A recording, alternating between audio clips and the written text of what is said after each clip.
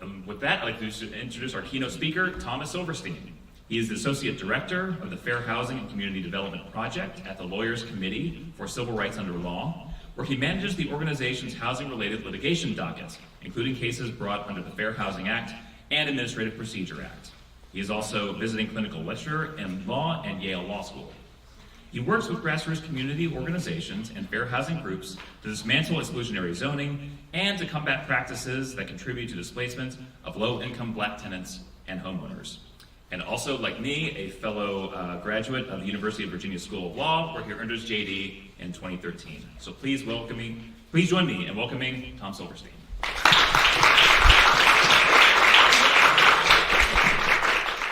Thank you for the warm welcome. Remarks prepared. I promise we're going to get to best practices, but we're going to get to best practices in sort of the last half of the speech, because I think there's some stage setting that's necessary to get there as we talk about affirmatively furthering fair housing. So this particular Fair Housing Month, and this was alluded to a little bit in the introduction, is an uncertain time for civil rights advocates across the country as we contemplate best practices for fulfilling the Fair Housing Act's affirmatively furthering fair housing, or AFFH, mandate. But above all else, the most important thing to keep in mind is that local communities like Arlington do not need to wait for the federal government to tell them what they need to do. At the end of the day, the meaningful actions that will redress segregation and our stark racial disparities in homelessness, cost burden, and homeownership do not depend on who is in the White House or running the U.S. Department of Housing and Urban Development. When Congress passed the Fair Housing Act in 1968, they not only prohibited discrimination in housing, but also included an affirmative mandate that HUD and other federal agencies AFFH, including when operating programs that rely on state and local grantees, like Arlington County, for their on-the-ground implementation and administration. Congress did so out of a recognition that the public sector was deeply implicated in the patterns of segregation that the Fair Housing Act sought to redress.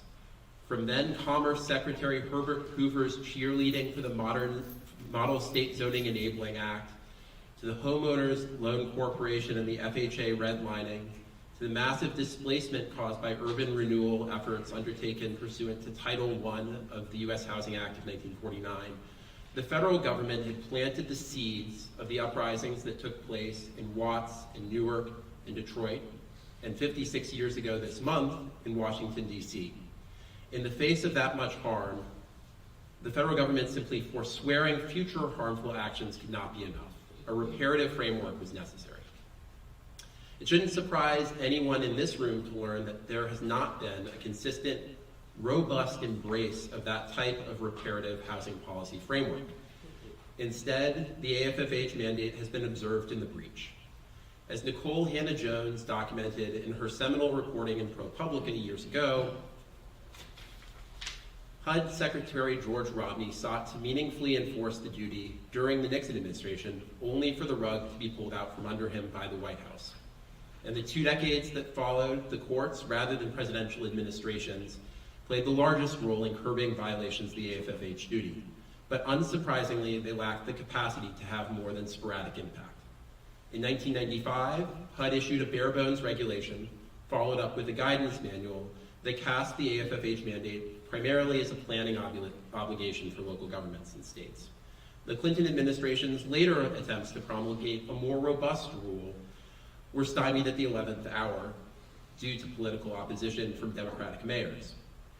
The rule that they did promulgate in 1995 proved to be a disappointment in practice, with the 2010 GAO report finding widespread noncompliance and weak HUD oversight. The Obama administration sought to change all of that through its 2015 regulation, which is a direct antecedent to the regulation that HUD is preparing today, and it was really on the pathway to doing so before the Trump administration suspended that rule's implementation in 2018, and then summarily and illegally rescinded it in 2020. Just over a week ago, the Huffington Post reported that the Biden administration may be considering delaying the finalization of HUD's new AFFH rule until after the 2024 presidential election. These rumors stand in contrast to President Biden's commitment since the earliest days of his administration to restore a substantive AFFH rule. This past Wednesday, nearly 300 civil rights and fair and affordable housing organizations sent a letter to the president urging him to follow through on his commitment to have HUD publish a final rule promptly. If HUD does so, and if the final rule resembles the draft that the department published in January of 2023, communities will have the benefit of greater structure and guidance for their AFFH efforts. There will also be more accountability and transparency with, for the first time, a formal complaint process that community members, civil rights groups, tenant organizers, and others would be able to use to bring violations of the AFFH duty by states, municipalities, and public housing authorities to HUD's attention. These are tangible positives. Directly impacted communities tend to know what solutions will advance housing justice for them that may have difficulty getting policymakers to take those demands seriously for whatever reason, because they're perceived to cost too much, because they might spark community backlash, because they might eat into the profits of powerful real estate industry interests, or because they might run counter to overly simplistic economic conventional wisdom. The AFFH rule would, as the Obama administration's rule did before, create an institutionalized framework that forces policymakers to value the expertise of communities.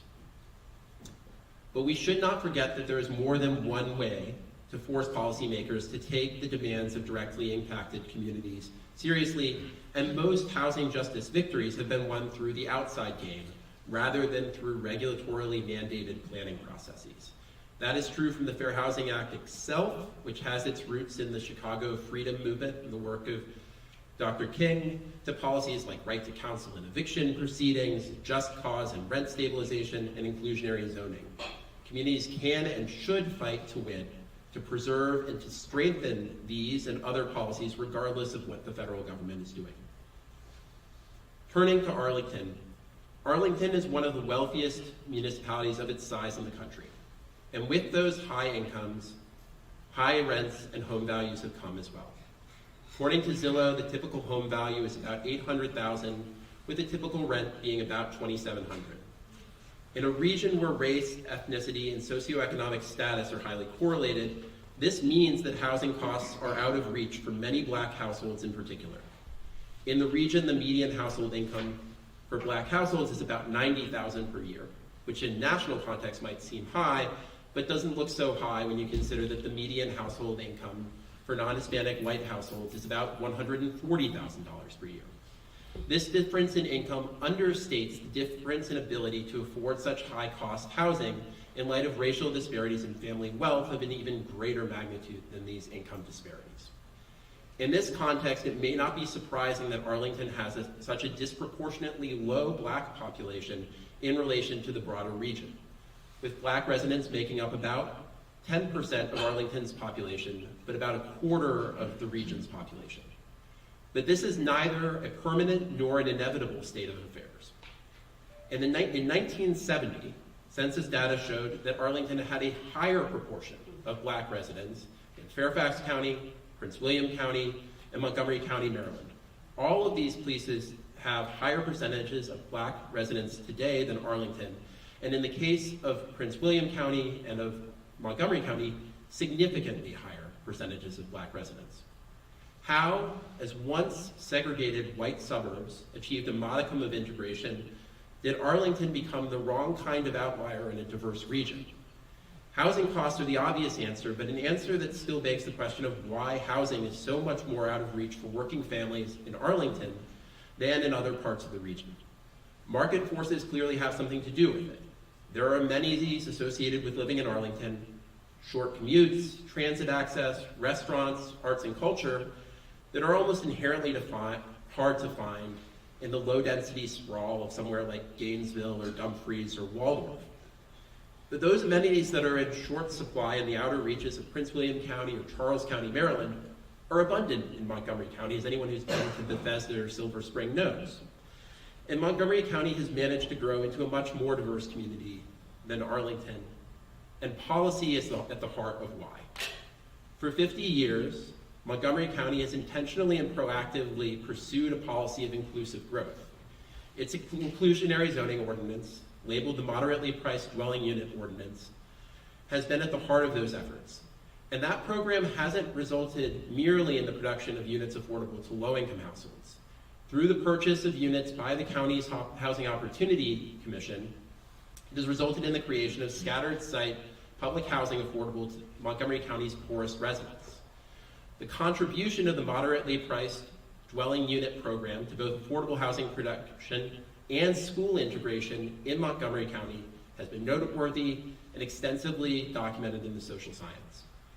And Montgomery County has not rested on its laurels, with its Housing Opportunities Commission continually breaking new ground through its innovative social housing development efforts and with the County Council enacting a rent stabilization ordinance just last year. Montgomery County could still do more, particularly to prioritize the use of public money to achieve more and deeper affordability in Housing Opportunities Commission developments, but it still stands out as an example to other suburban communities in the region, including Arlington. By contrast, Arlington, despite some recent gains, does not have a similar and deep history of commitment to inclusive growth. The county never created a public housing authority and thus never built public housing during the heyday of that program and when funding was robustly available for public housing in the post-World War II era, leaving the work of creating subsidized housing to private developers, both for-profit and nonprofit, using other programs. Additionally, the county first passed some form of inclusionary zoning in 2005, approximately 3 decades after Montgomery County, and over 15 years after the Virginia General Assembly had passed legislative authorization for municipalities to enact inclusionary zoning. There was a lot of lost opportunities in those years. As an aside, when I was in college, my mother worked at the county treasurer's office here, a few blocks away, courthouse. So that was right around 2005.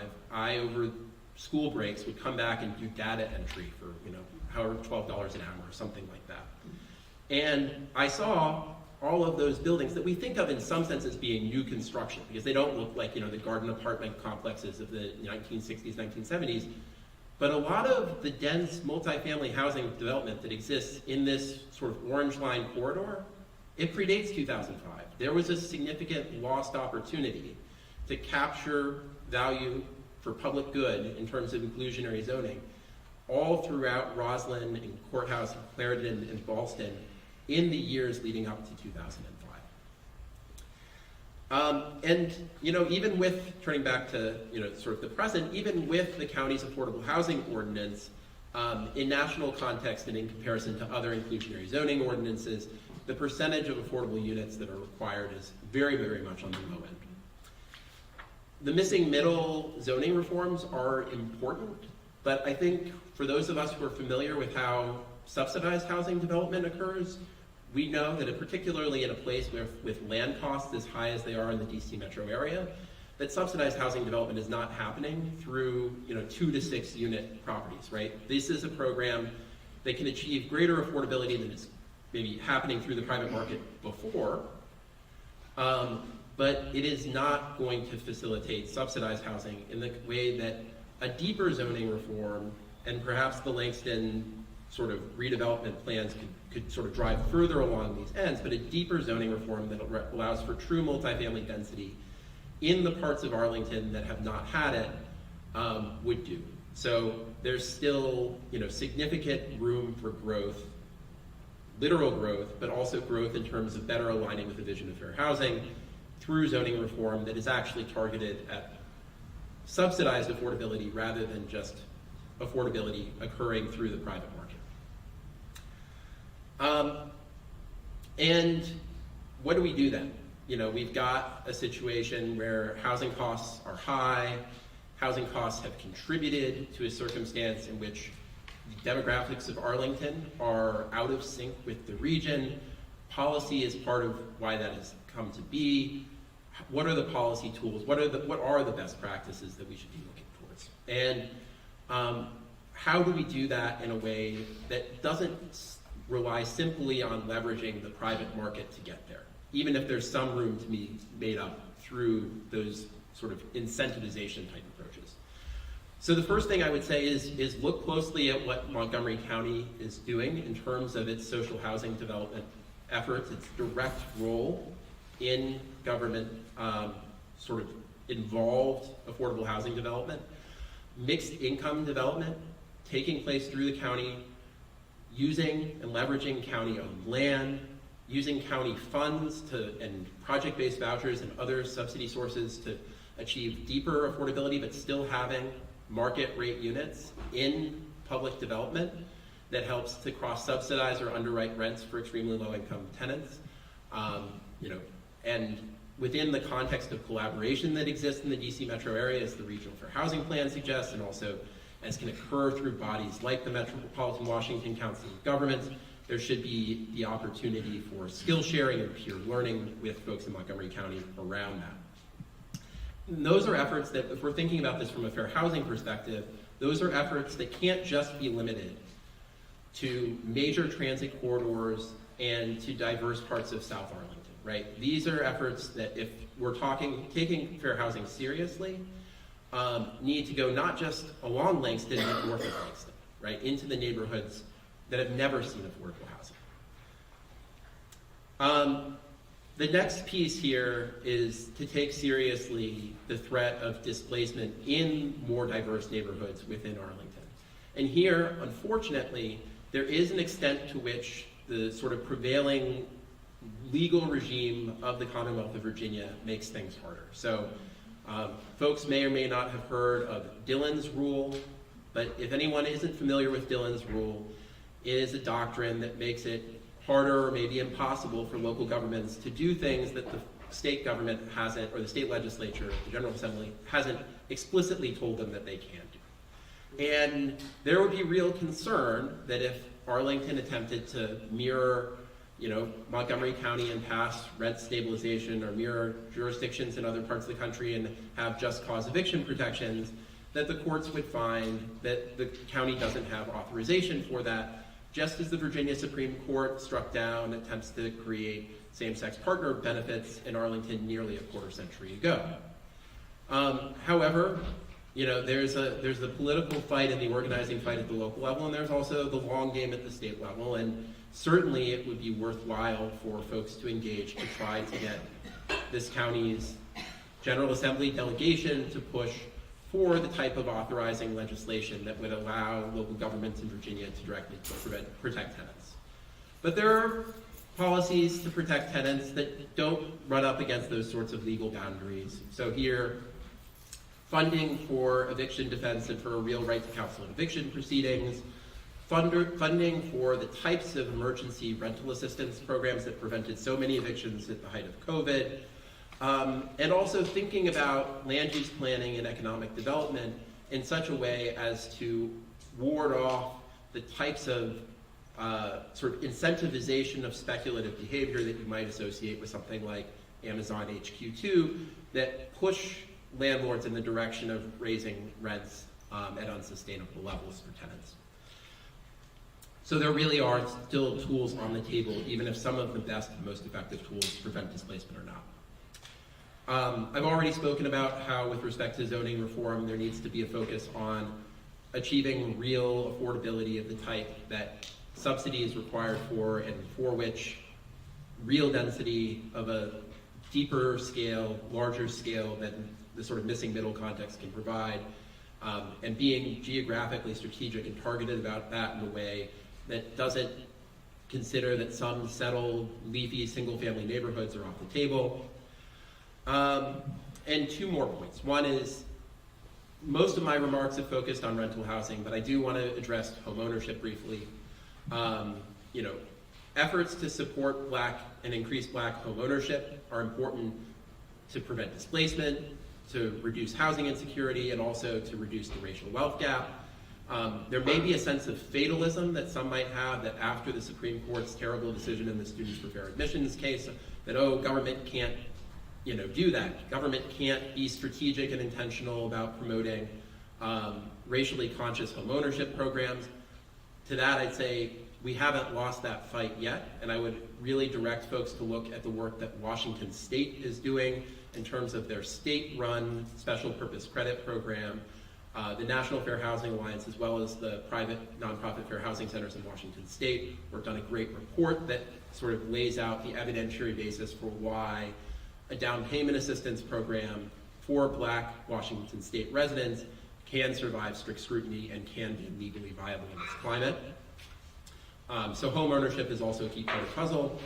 And then there's the more, frankly, traditional fair housing concern of what is the county doing to actually address unlawful discrimination.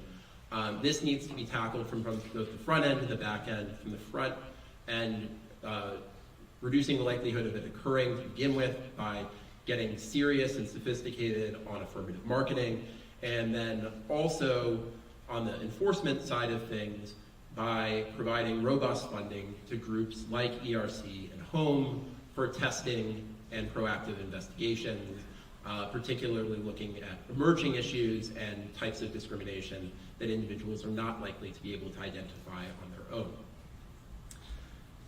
This is a county, to close, that has a strong tax base, a strong public sector capacity to deliver high quality services. We see this in many of the other public services that this county delivers.